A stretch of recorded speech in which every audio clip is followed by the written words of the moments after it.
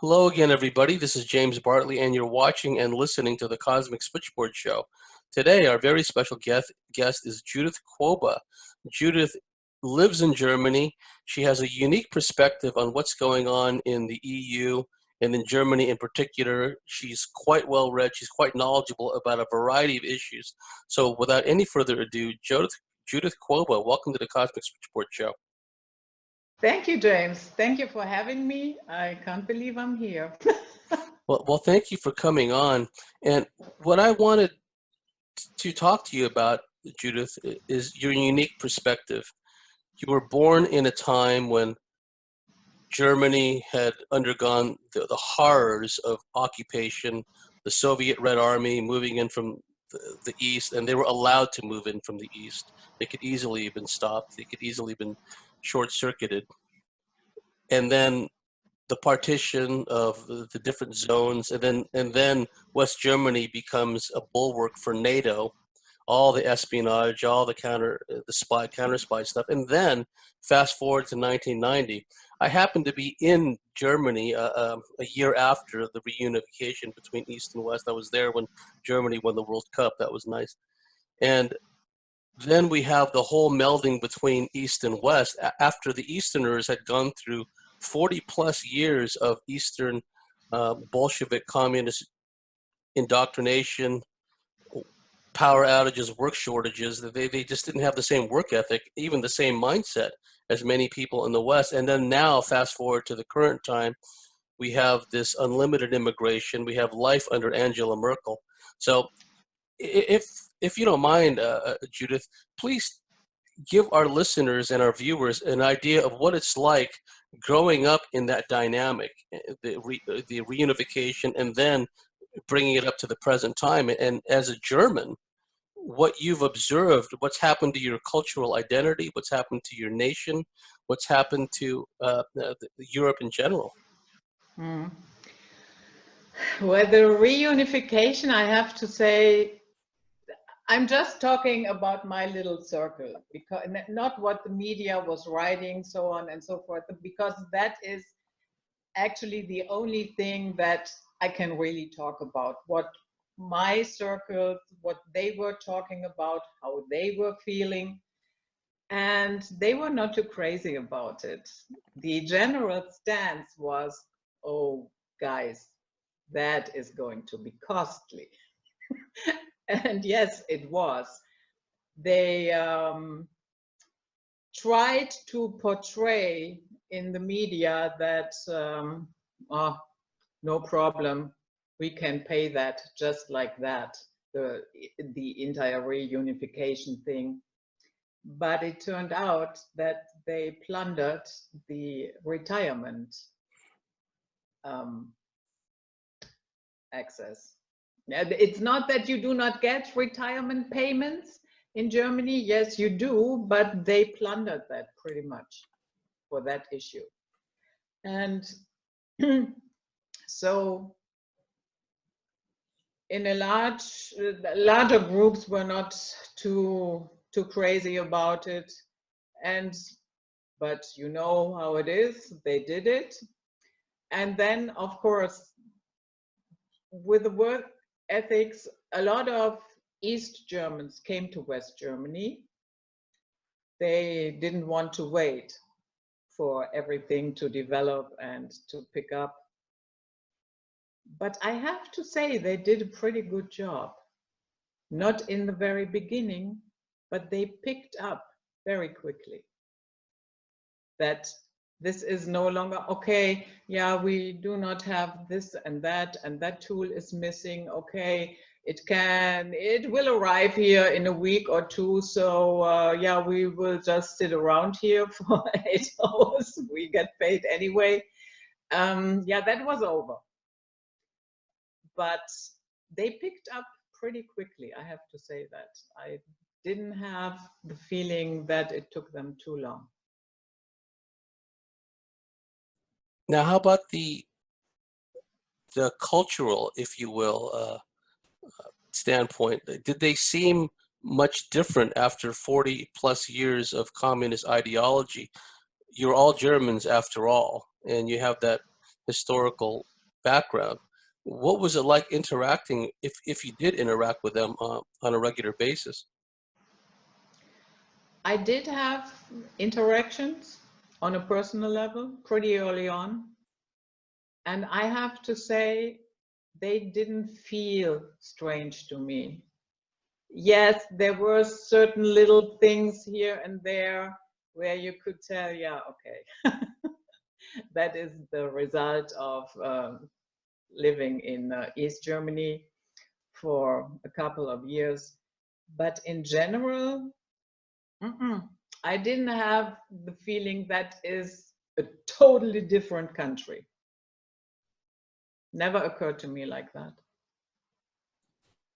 For so long during the so-called Cold War, Judith, West Germany, Berlin, was seen as a bulwark for NATO to keep out the godless communists, to be kind of like the cork in the bottle, if you will. And what we've seen is so much of the American culture has been transferred to Germany through the servicemen, through all the treaties and all of that. And then you overlay on top of that the whole concept of the EU. What's it like from a German perspective, essentially living under American occupation / British / French for all that time? And then on top of that, we have the EU and what it has become today. Yeah. Immediately after the war, what happened was what I call the American Holocaust. There is a very good documentary. I don't know if it's still available on YouTube, but it is called Hellstorm.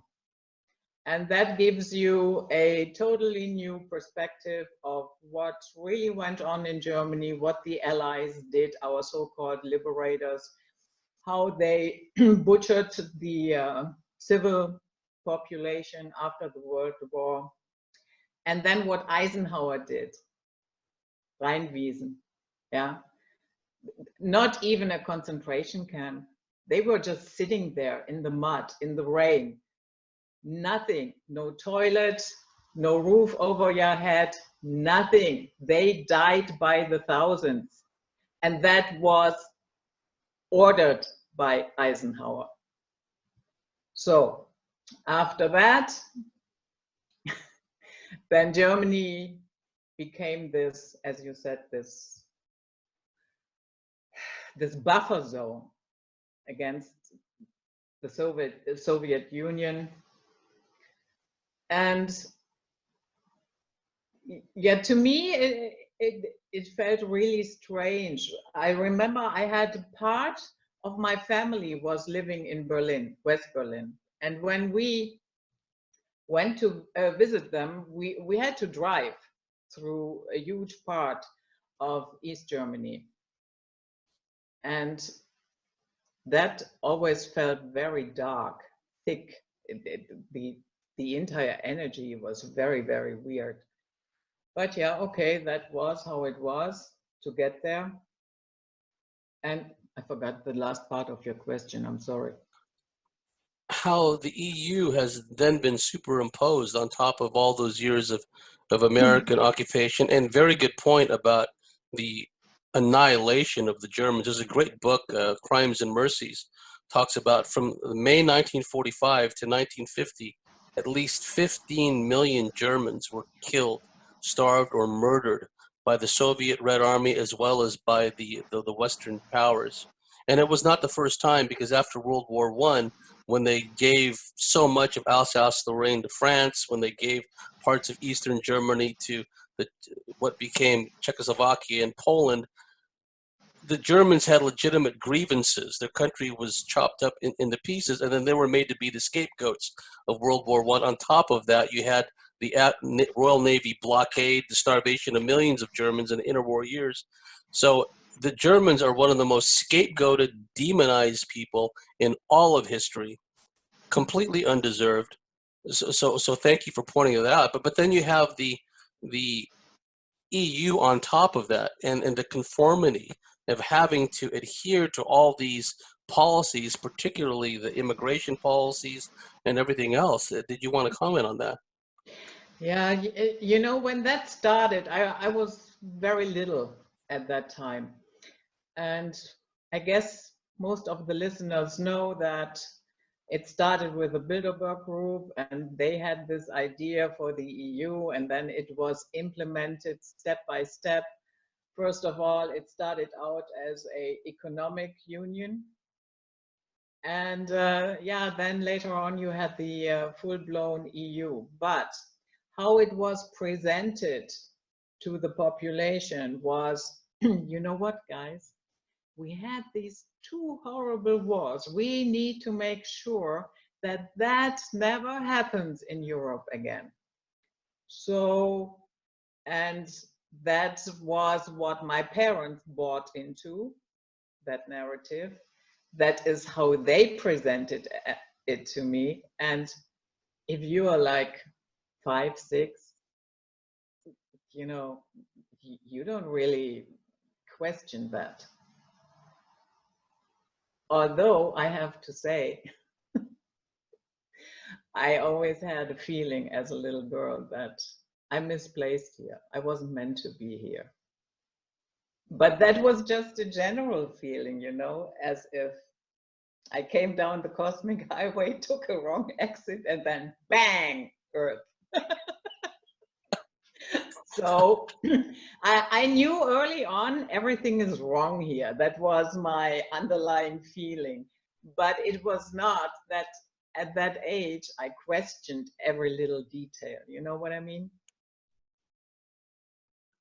Another issue that is easily glossed over, Judith, is the mass terror bombings of the American and British Air Forces, RAF Bomber Command, the American 8th and 15th Air Forces, just routinely, even the smallest German dwarfs, smallest villages and towns with no strategic value were just bombed mercilessly. And then you have the Morgenthau Plan, where whether it was the Rothschilds dreamed it up or Moscow Center, because it's all the same thing, they said, well, you know, one thing we could do is we can just reduce Germany after World War II into a pre-industrial agrarian economy, just make them all just these serfs working the land. So yeah, that didn't turn out too well. that didn't turn out too well because they needed the industry from the Germans, because the Germans have always been an industrious race.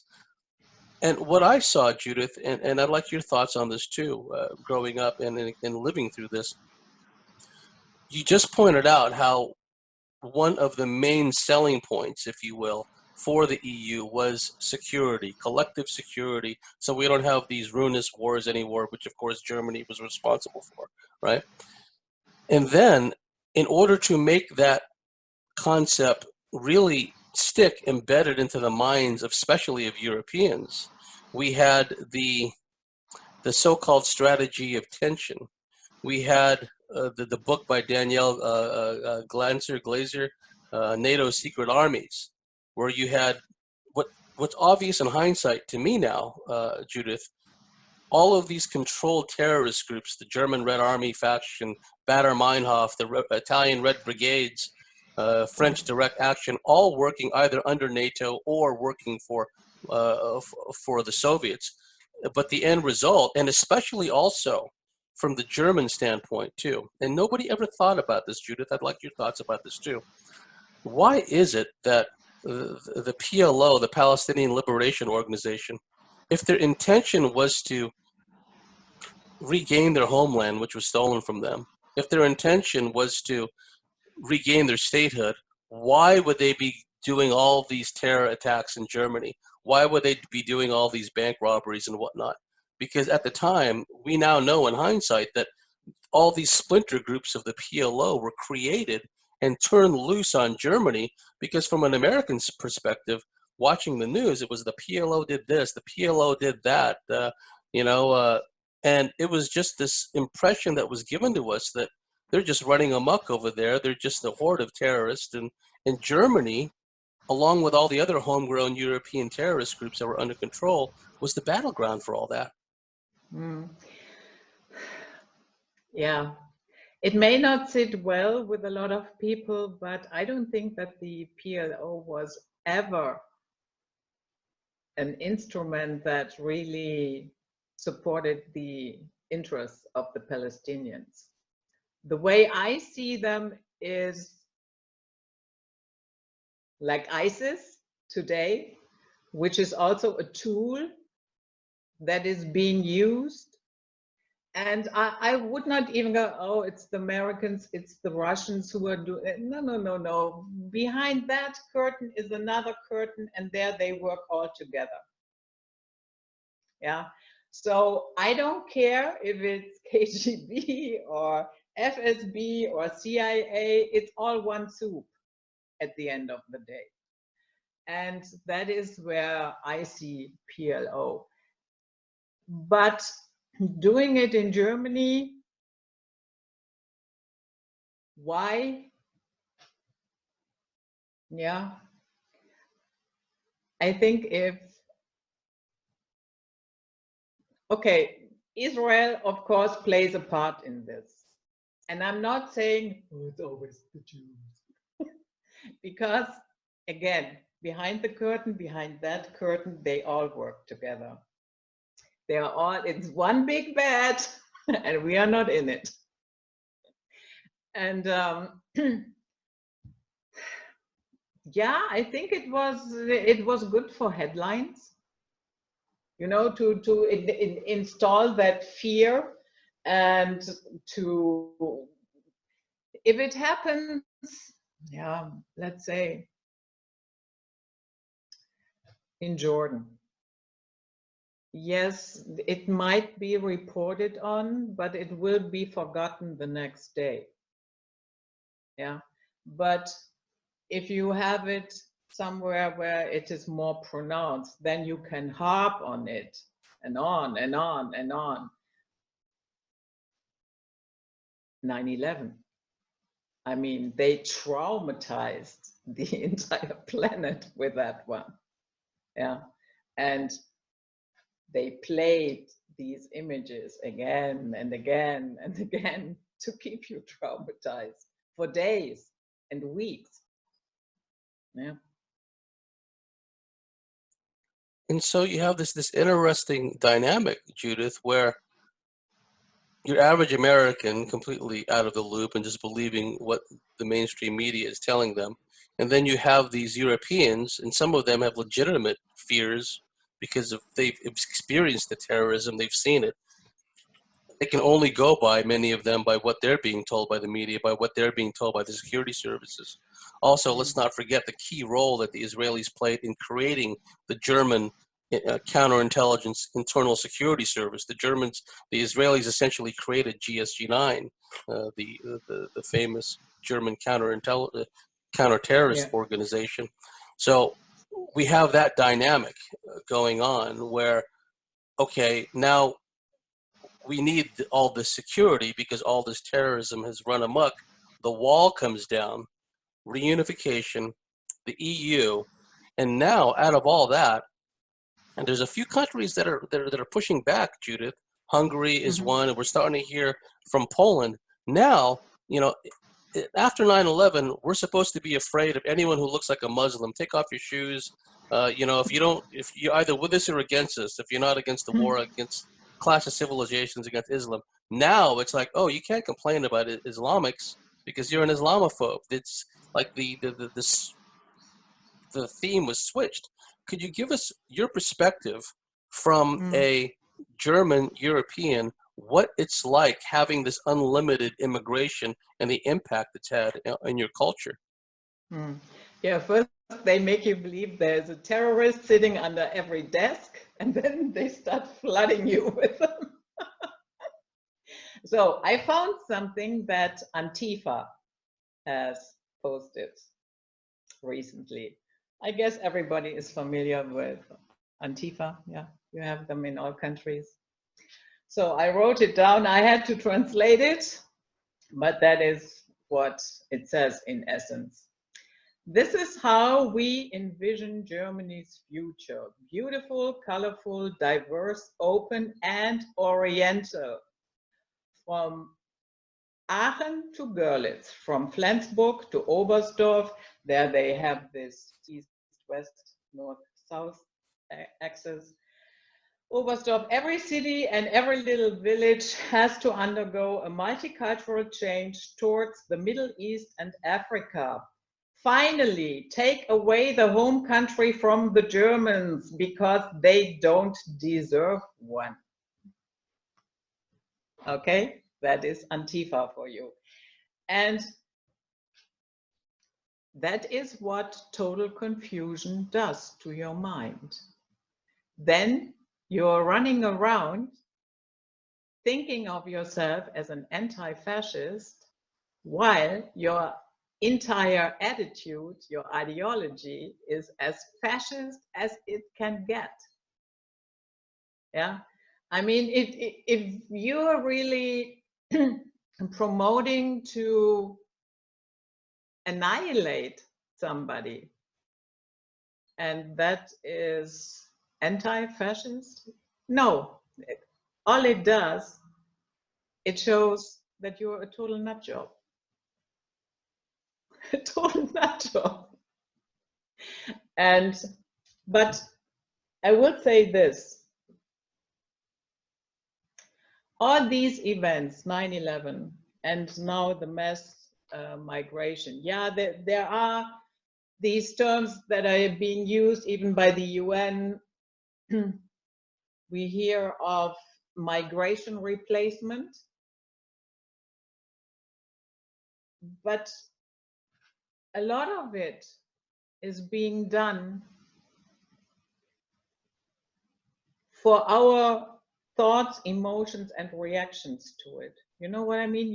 Because that is what is going to charge it. And so far, it is working very, very well. And I'm not saying do not pay attention to this one. But you can end up, if you're only researching one topic, 2, 3 topics, then out of the blue, your entire world becomes that. That is your only focus. And more likely than not, you will become paranoid. And if you're paranoid, once that stage is reached, you are no longer useful. You cannot fight back because you're in such a low vibrational state that you are running around like a headless chicken. Yeah. You've just described countless Alex Jones listeners. I don't know if you're familiar with Alex Jones, the conspiracy theorist in America, who's got this Zionist connection from here to there. Anyway, all he does is sow hopelessness and fear and despair into his listeners. And now his views are becoming more and more mainstream. So many of his views jibe with what the narratives that are being pushed by these controllers and by these manipulators. It's a bait and switch, right? But a lot of us kind of cottoned on to what Alex Jones was all about. But when someone gets into that low ebb, that low frequency bandwidth, Judy, like you mentioned, their thoughts run away from them. They get paralyzed by fear and indecision.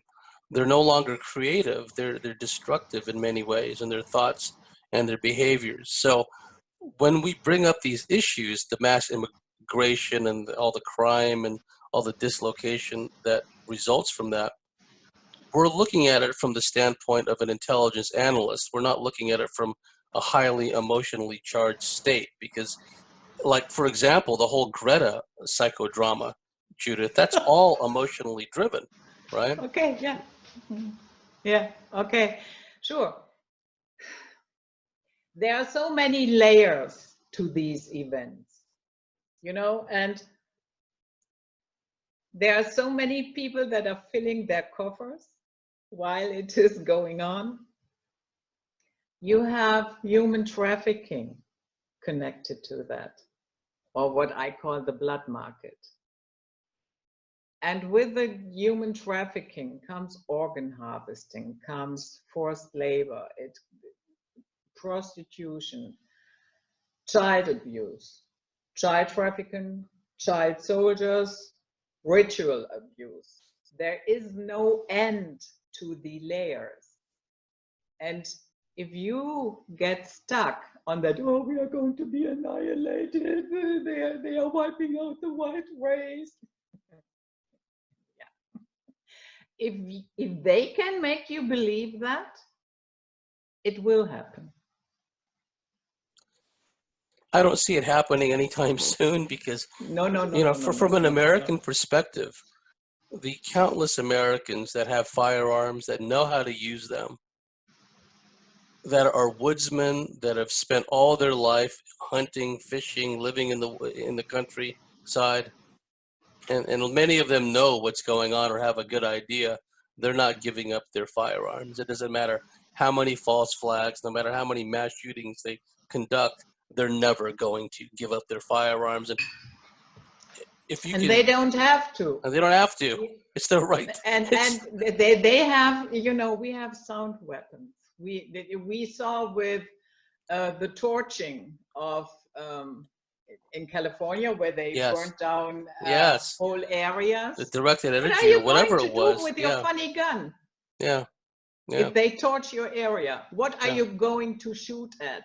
Nobody is worried about the guns. That is just another humiliation. If they try to do that, go from door to door and confiscate them. That is just for humiliation. They're not worried about that. No, they're not. Because like you pointed out, they can simply just burn everyone out. And you look at they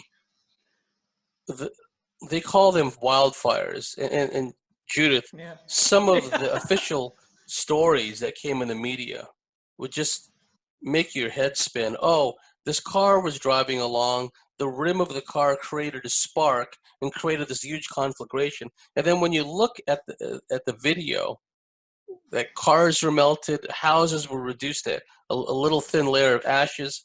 And in some of the business parks, people had drones fly over with video cams, and they showed that, well, this store was annihilated, this store was annihilated, all the trees in the parking lot are still intact, right?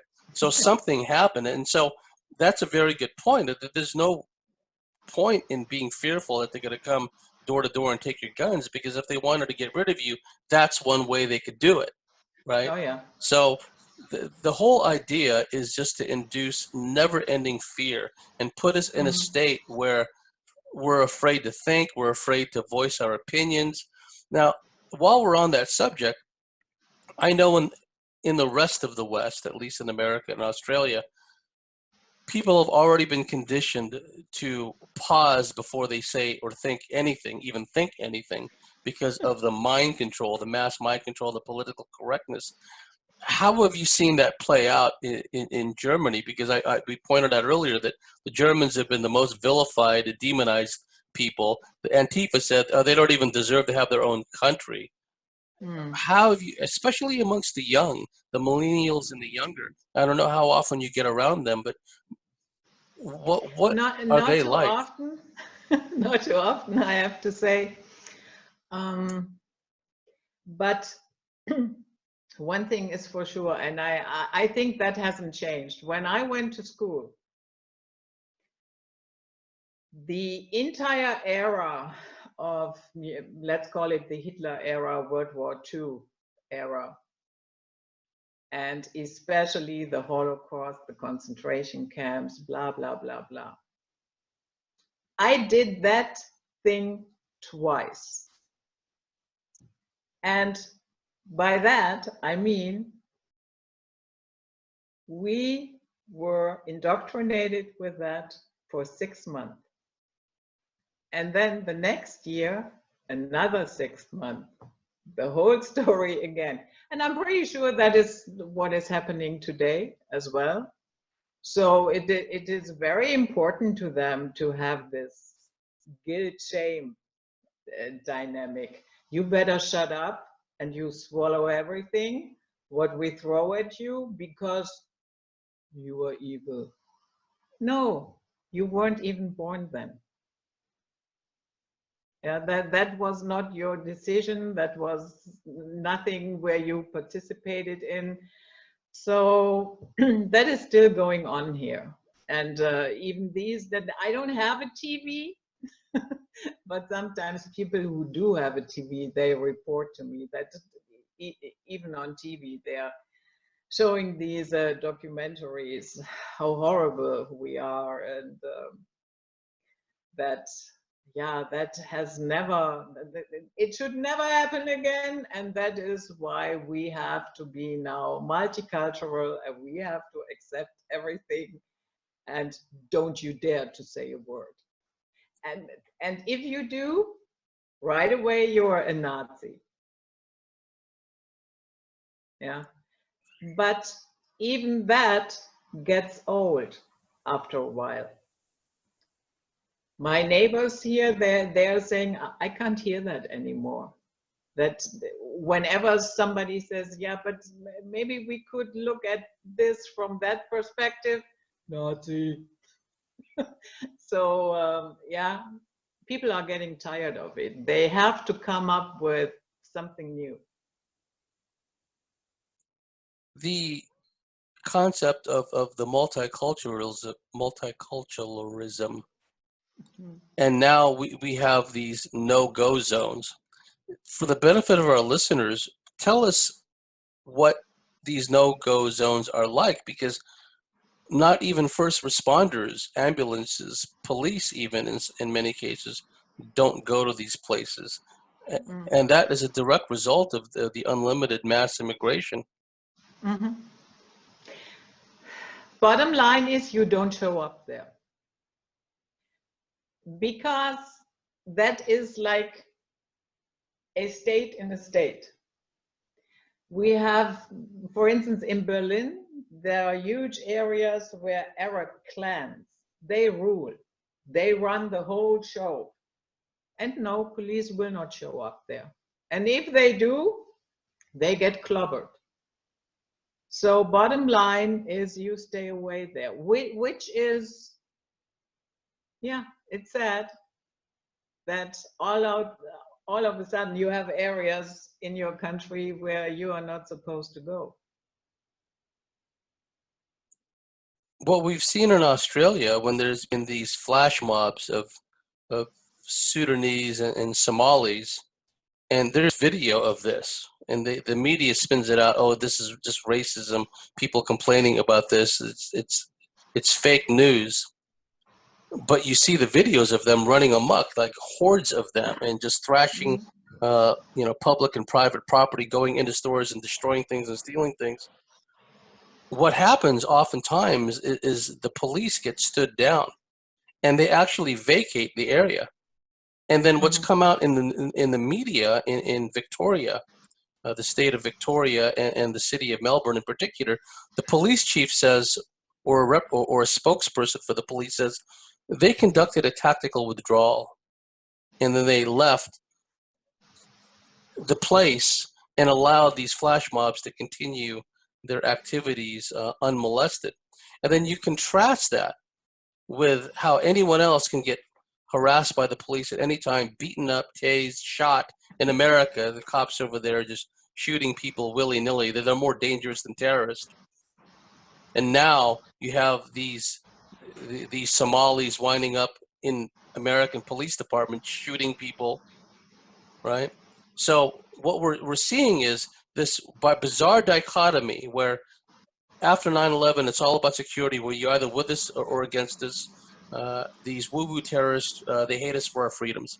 So all the security, all the CCTV cameras, they're all justified, Judith.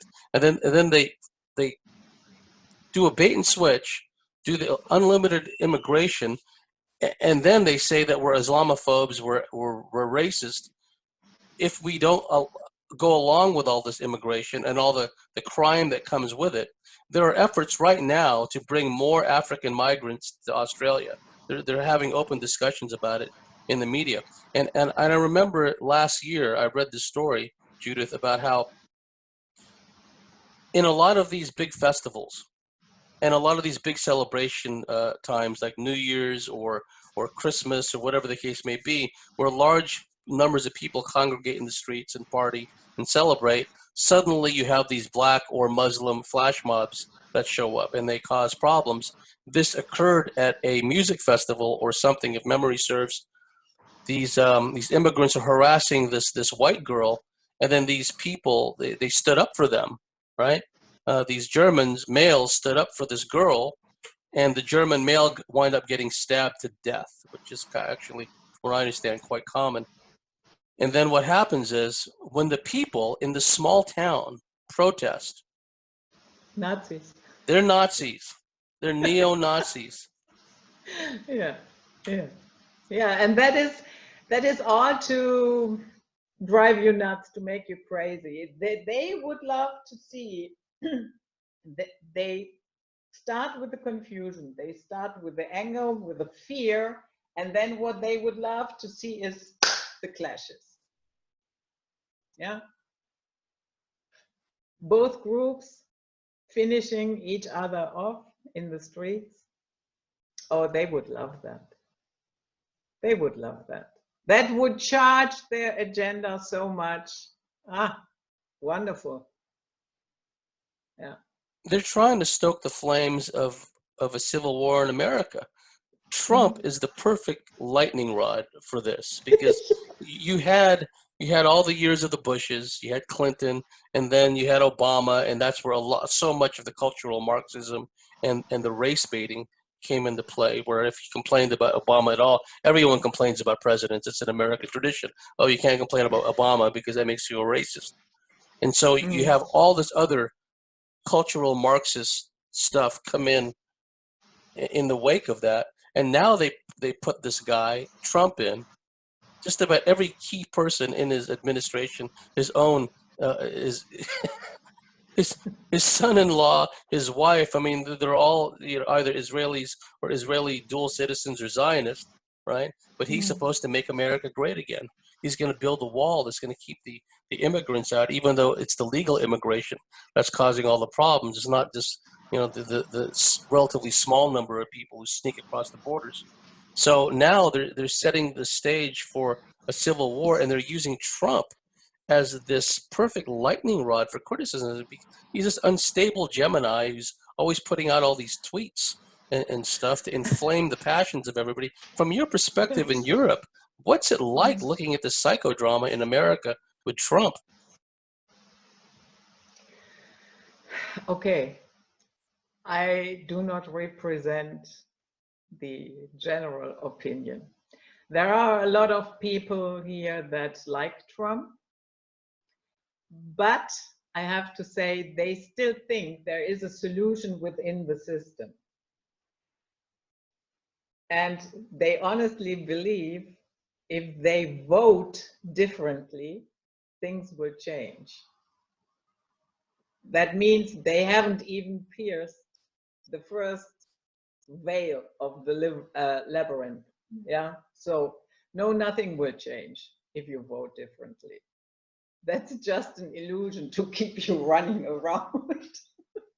And and I don't care what it is, if it's here AfD, Alternative für Deutschland, which means alternative for Germany. Many are going head over heels. That's a similar dynamic as with Trump in America. It's a stage. All the world is a stage. And Trump was put in there to finish the dismantling. And that is what people do not get. And I know it is not very popular to say that, but as long as you are stuck in a savior program, that somebody will come and solve it for you, you're a fool. And we have saviors on the political scene, in religion, we have them in the financial world, blah, blah, blah, blah. There's no end to saviors. Oh, and the good aliens will come and whisk us away. Yeah. Well, that was what we talked about earlier. That was part of the big appeal of the EU. It's going to be a savior. It's going to first protect us from the godless Bolsheviks, so they can't invade. And then they just did the invasion a different way through laws and through legal manipulation. That's how they did that, right? And I've often wondered if any of these like CIA operatives over the years, Judith, who spent all this time in Latin America and other countries subverting all these nation states in the name of fighting communism, right? When they were really just working for these corporations anyway. If some of them have enough conscience and enough soul left, where they look around, they say, well, the USA is now communist, Great Britain is now communist. And then I went to all these countries in Guatemala and just committed all these atrocities to fight the communists. It's a crazy, crazy dynamic at work. Yeah, yeah, it is. And what makes me especially angry is at the end of the day, I would love to see a world without borders, but not that one. Yeah, not the one that they are shoveling down your throat, creating chaos and havoc and fighting over low-paid jobs with the immigrants and what have you, everything that comes along with it. No, not that one. But yes, and that is why I'm very angry about this, because they are selling an inverted idea. The idea is good, but it has to be a natural process. It has to come out of consciousness, not from a political, this is how it's going to be and that is what we're going to do. No. That will not work. And they know it. Yes, and there's nothing intrinsically wrong, Judith, with the concept of a world government with nation states underneath it, as long as, well, it's not these ruling elite bloodlines that are in charge, that are behind all these crimes and behind all these wars. And then if they can work it out so, private property and personal freedoms and economic freedoms are maintained, sure, I don't want to say it's kind of a utopian ideal. I don't want to say it's kind of a Pollyanna kind of mindset that, and that's the part of the problem, like you pointed out, Judith, is that it's an ideal that many can aspire to. World peace, we're all one big, happy, multicultural family. But it's a complete inversion of what's going on. They're using all of these ideals, save the environment, for example, as a means to assert more and more control, extract more and more of the life essence out of all these people. Now, in the few minutes we got in the first half, first segment, Judith, and thanks so much for coming on. It's been very enlightening discussion. Where do you see the EU going? I think they're going to continually stall out the Brexit thing with Great Britain. They'll stall that out until kingdom come. We do see some pushback. Hungary, other countries are starting to say, no more to this unlimited immigration. How do you see this playing out in the EU scheme of things? In the short term, it will get tougher and tighter. In the long run, it will fall apart. There's no way around that. Because at the end of the day, evil will never persist. It will not persist. And that is why I would like to say it's, strengthen your good relationships that you have with people. Stop investing in people that do not like to invest in you. And I'm not talking money here. I'm talking time, attention, and caring. In general, we have this habit that we invest so much energy into our dysfunctional relationships, and don't step away. Just let it go. Let them do what they do, not your circus. Surround yourself with supporting people, because when push comes to shove, we only will have each other. There is nothing to run to, no governmental organization or whatever. So I would say, know yourself, have good relationships, maintain them, establish good friendships, maintain them, and that takes effort. It does not fall from the trees. Yeah, so do that. And in the long run, it will fall apart. I don't see it being there for forever. That will not happen. There's too many cracks. In Spain, there was a separatist movement, you know, even the big city of Barcelona and that part of Spain, they wanted, you know, to disengage and didn't want any more part of this. And then they had to forcefully keep them in and install their puppets again and everything else. So we're seeing a lot of pushback. And also, you know, from all the crime and all the violence, all the widespread arson and fires that go up all over France and different places, you know, people are starting to realize, well, if the EU is all about collective security, they're not doing a very good job of it. Right? So, you know, that's a very good point, Judith, because that's one thing we can control. We can control and determine who we interact with, who we exchange, and who we you know, spend our time with, which is so important these days. Anyhow, we reached the end of a fascinating first segment with Judith Kwoba. Judith, can you tell our listeners how they can find your work on the internet? Yeah, I just have a YouTube channel. The website is not up yet, and it's called Night Flight. And we'll be sure to have the link to Judith's YouTube channel on our own website, as well as our dedicated YouTube channel. We've reached the end of the first segment with Judith Kwoba. This is James Bartley. If you like what we do, if you believe in what we do, please go to thecosmicswitchboard.com, sign up and become a member, and we'll see you at the top of the next segment.